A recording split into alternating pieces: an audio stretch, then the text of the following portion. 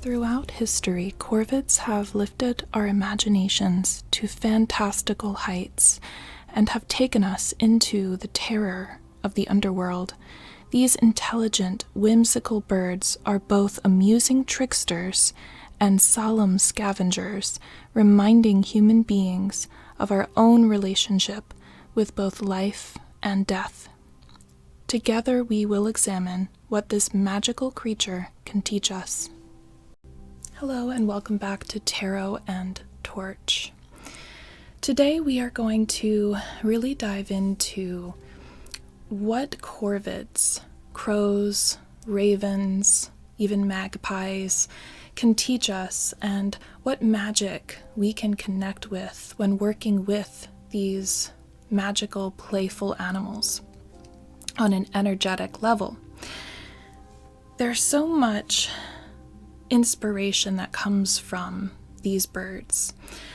There's been famous poetry written about ravens and crows, folklore, films, and why is that? Why do we keep returning to this beautiful image of these very interesting animals? The answer is more involved than we may at first realize. The first mention of a raven in history is in the Epic of Gilgamesh, when a raven gives a sign that the Great Flood has ended. And there's many similar tales about ravens being used to find land or food or some kind of sustenance. And this is because of the scavenger nature of these beautiful animals. There's also stories in the Bible, which interestingly, during the Great Flood of Noah, the raven was considered greedy, whereas the dove was the one that gave the message that land was in sight. So there's a lot of interesting judgments and labels and identifications that go along with corvids. Some of them are very positive and some of them are less positive. There's a reason why these animals have been linked to death and the underworld and magic and even trickster energy. Since corvids are essentially carrion birds, meaning that they feed on corpses and things that are not living, they have been associated with this energy of death, feeding on something that is no longer living in order to provide sustenance. It gives them a link into chthonic or underworld energy. There are different belief systems, such as that of the Norse and Celtic belief systems, that convey seeing a corvid on the battlefield as a omen or a sign that death was near and that there was a omen of doom. And this is because of their association to the goddess Morrigan. Morrigan is the goddess of the battlefield, of war, of death, but also victory and sovereignty of the land. She was depicted as this fierce, powerful goddess that you would want on your side. And she would shapeshift into a crow or a raven and then give messages to those that followed her, or conversely, her enemies, to instill fear. Similarly, Apollo would also send ravens as a sign to people on the battlefield, and his sign would be more positive, that when those that witnessed these birds on the battlefield would know that their victory was at hand. Interestingly, Apollo also was said to curse the raven because they didn't return when he had sent them to retrieve something. And so he cursed them to have feathers that were black instead of white. There is another myth in Native American lore that also speaks about crows turning and ravens turning black when they used to be rainbow. And this myth comes from the Lenni Lenape people, which speaks of the rainbow crow that brought fire to humanity. And this tale is very interesting because it depicts the crow as not only a messenger, not only an animal that is being sent to retrieve something, but a selfless, brave, courageous being. And according to this story, the crow was rainbow feathered before its descent, and it was sent to retrieve fire to bring down to humanity so that human beings would be able to be warm and cook their food with fire. Knowing the importance of this task, the rainbow crow flew quickly to retrieve this burning stick, and when it flew back to Earth, all of its feathers were singed and burned, and even its voice became rough and damaged, its vocal cords damaged by the smoke and the flames of the fire as it sought to quickly retrieve this stick before it burned completely to cinders, losing the life-giving properties of fire.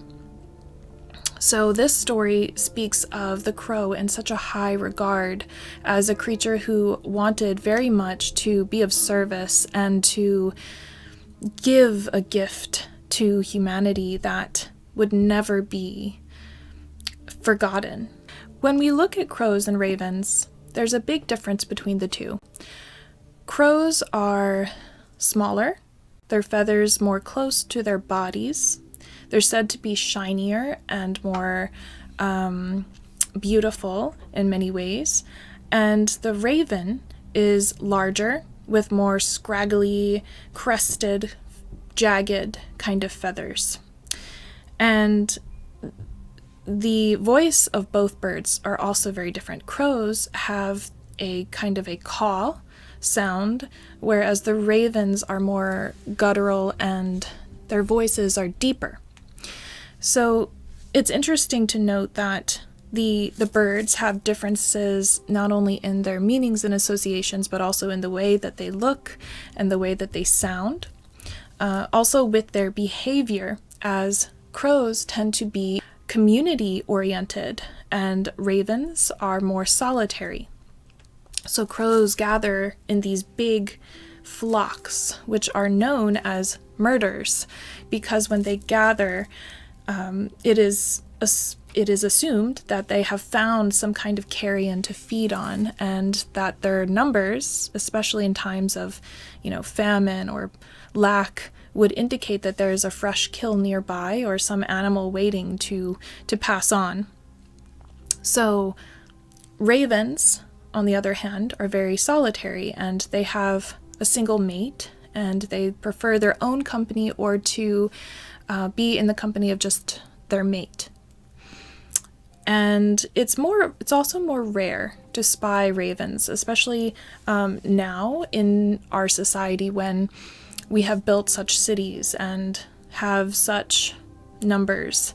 Ravens prefer to be away from all of the noise and the bustle of cities, and they prefer more rural areas, whereas crows have learned and adapted to city life, and they tend to gravitate towards people because they know that there's a symbiotic relationship between people and themselves, where they are more likely to find food and even sometimes just enjoying the interaction with humans, to be playful, to leave gifts, or to try to communicate.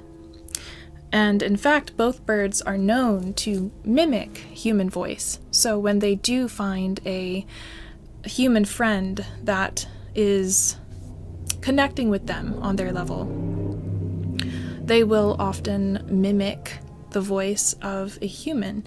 And that has led to this lore around them with communication, and also kind of this creepy association with them being able to be messengers from the underworld. There's also a lot of interesting lore around numbers of crows when you see them. So, as I mentioned, for crows, they're called a murder when they gather together. And ravens are known as an unkindness or a conspiracy because of their tendency to be solitary, or just, one or two. So if you see a lot of ravens together, it's definitely not the best omen because it's so rare. So when you would see crows, the song goes, 1 for sorrow, 2 for mirth, 3 for a wedding, 4 for a birth, 5 for rich, 6 for poor, 7 for a witch, I can tell no more. And so there's this very creepy, kind of ominous feeling with a song like this, and people did use the number of crows to indicate when something was going to happen. This is stemming back from a practice that is very ancient in shamanic practices, also known as ornithomancy. And this would be looking at the direction of the flight of these birds, or the amount of calls that you would hear. So the amount of voices, the voice sounds that the birds would make. So flying from left to right indicated a positive omen. So if someone was watching a crow fly from left to right, that would be a good message for the day, something lucky and positively identified. Whereas flying right to left would be more of something negative about to happen. There would be this impending sense of doom, where they would look out for something, not so wonderful to happen. So through their very essence, through their flight, through their voices, through the way that they sound and look, they've inspired so much different lore and thought surrounding why this is, and what that means for people who encounter them. So that brings me to working with Corvid energy for yourself as a spiritual person, as a witch, as a shamanic practitioner, as someone who practices divination. There's many different ways to work with Corvid energy. One very natural way, and the way that ancient people would, is through, as I mentioned, counting the crows and using their numbers as an indication of what would happen, watching their flight, listening to their caws, the noises that they make, but also befriending them. So if you decide to connect with Corvid energy, you may want to just sit and watch them in their natural environment. You can befriend them on a very natural level, where you are watching their behavior, seeing what kinds of things they do, if they notice you, if they don't notice you, if they fly away from you, if they move towards you. And this could be something that you practice over time. You could create a specific journal for this. You can even try to find their favorite types of snacks. some kind of nuts or berries and try to attract them to you. And this is more of something that you could do if you are someone who likes being in the natural world and connecting with very physical energy of the animal. Now, if you are more of someone who likes to visualize and connect that way, more of a spirit animal, totem animal energy, you can have a visualization where you are meditating on the qualities of crows or ravens or both, and you are just going inwards and feeling this energy, experiencing this energy through perhaps the folklore or an image. So you could get, for example, a tarot or oracle card or just a piece of artwork and meditate on the image, focusing on the traits of the animal that you are trying to emulate or that you are interested in, what's calling to you. And you can visualize this, either this image that you are using, or you can envision this animal coming to you in your mind's eye. So you would close your eyes, you would take some deep breaths, you would envision yourself in a park or a forest and hear the sounds of the crows around you, and envision one of them flying down, perhaps on the ground or a low branch above you, and see how it observes you, see how it tilts its head, how it peers at you, if it makes any noise or if it doesn't, if it alights on your shoulder or perhaps comes closer. Just making a connection with this animal and observing it in your mind's eye. And through time, this will deepen and shift and change. And you can, again, journal your experiences here and how they change and what you see, what you hear, and what you feel. There's many ways to do this. You can also even try to lucid dream where you are meeting them in your dreams. Other ways to work with Corvid energy is to figure out how you want to work with them, as there are many different things that we can gain from working with the archetype of a Corvid. For example, learning new skills, as Corvids do use tools, very much like mammals do.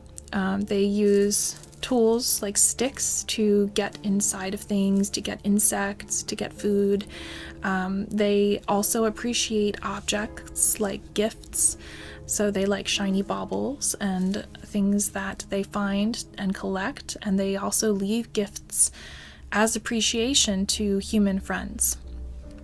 So objects, collecting and learning new skills, using tools, these are one way that you can connect with Corvid energy, by understanding how the bird is so resourceful and what that could mean for you in your own life, being resourceful and finding new skills and abilities within yourself, finding new tools and ways to uncover parts of yourself that you have not known.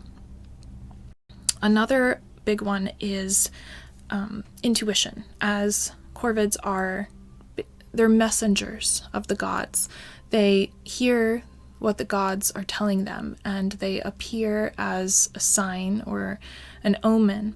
So the connection to Corvid energy can open up your third eye. It can help you to increase your intuition, to see signs and symbols, and to understand your own subconscious mind, because you are delving into this realm, this shadowy realm of the underworld, of gods and goddesses. Corvids are also associated with Mercury, which is the planet of communication and also the element of air. So it is very communication and thought-based. So connecting with Corvids for your intuition, you can ask your totem, your guide, to help you to connect to the spiritual energy, to see signs and symbols, to also do something like automatic writing, where you are sitting down and you are connecting directly to spirit and writing down what you are getting from spirit in that moment. And these are all things that you can learn how to do through practice, through this connection. Also, things like curiosity, connection, creativity, understanding and dealing with loss as well. It has been known that Corvids do mourn loss and that they feel loss in their communities. And so dealing with loss of any kind is always a difficult thing. And so when we are trying to heal, trying to work through that, knowing how the Corvid is associated with the underworld, how it deals with death differently, and how it is associated with being a part of the cycle of life, and helping us to see our place in that, helping us to see the beauty as also the pain and the sadness around it. And also there's things like fun and playfulness that Corvids can teach us. Knowing how they are different, they're unusual, they make strange sounds, they elicit strange behaviors, like hanging upside down, to try to play and find the humor in life, and also just to elicit responses from creatures that may observe them. They like to be involved with the uniqueness, the fun, the playfulness of the everyday experience, and by being different and being okay with that. And that can help us in so many ways. Now, when it comes to practice and magic and how you can go about that more tangibly, using feathers, black feathers, even, if they are not exactly from a Corvid bird, if you are having a hard time finding Corvid feathers, just any black feathers will do to help you kind of tap into the energy surrounding Corvids.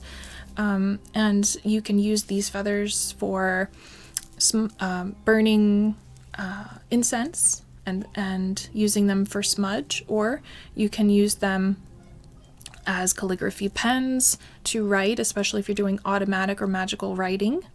You can wear the feathers to feel more connected to your spirit animal in that way, just putting them on yourself, in your hair, however you want to display them or wear them. You could just hold them and meditate and connect to your totem during that experience. And also, as I mentioned, using cards, so tarot or oracle cards are wonderful. There's so many decks out there that you can use to connect with Corvid energy. My favorite one being the Murder of Crows, just because of how powerful I feel that this deck is and how clear, and the images are very much connected to underworld energy, chthonic energy, and very bold, and they make you feel something. So they do take you out of this day-to-day world and put you somewhere where things are foggy and unclear, but while making the messages very potent. So it's a very powerful one. A more gentle one would be just the Crow Tarot. which I don't have in front of me, but I do have the Urban Crow Oracle by the same creator, and that's the one that I've been showing you images of. And these types of cards are very playful and very colorful, and really just allow us to have a step into the world of these birds, getting very clear messages from them. And any kind of divination really can help us connect with Corvid energy, as they're so linked to divination and magic and other realms. So I hope that you have enjoyed this video, that it's given you some inspiration, it's given you some ideas that perhaps you weren't aware of, and that it helps you in your own spiritual practice to either connect or understand these signs or omens. If you are getting any signs or messages from the Corvids, now you have a way to interact, understand, or connect with them if you choose, and to use their abilities to help you in your own day-to-day life. And I will see all of you very, very soon in our next video. Please don't forget to like and subscribe, as this is a new channel and I am trying to grow this channel so that others can see and get this information.